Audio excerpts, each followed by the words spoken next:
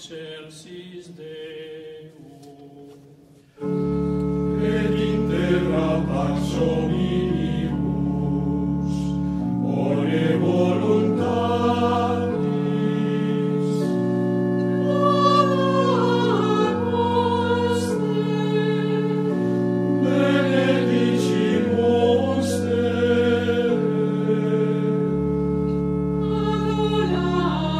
adoramus Te, glorificamus Te, gratias facimus Tibi, propter magnam gloriam Tuam. Domine Deus Rex celestis, Deus Pater omnipotens, Domine Filii unigenite, Iesu Christe, Domine Deus Agnus Dei, Filius Patris. Visoris peccata mundi, miserere nobis. Qui tollis peccata mundi, suscipe deprecationem nostra. Qui sedes ad dexteram Patris, miserere nobis. Moniam tu solus sanctus, Tu solus Dominus, tu solus Altissimus, Iesu Christe. cum Sancto Spiritum, in gloria Dei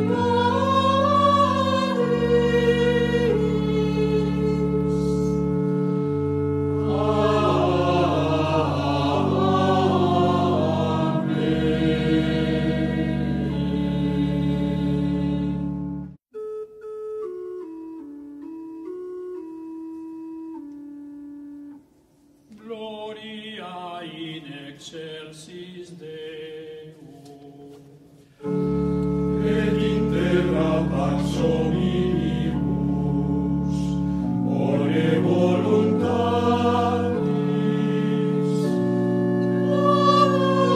Adoramus Te, benedicimus Te,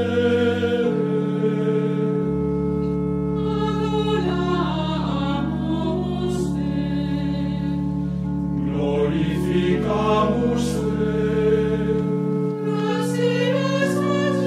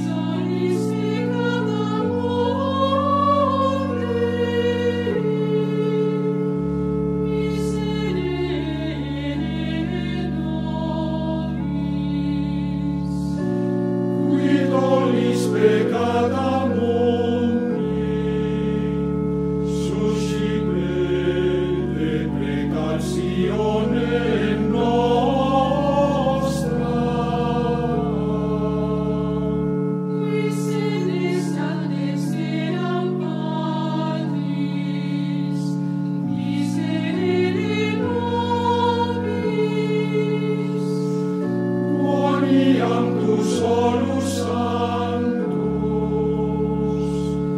Tu solus Dominus, tu solus Altissimus, Iesu Christe, cum Sancto Spiritum, in gloria Dei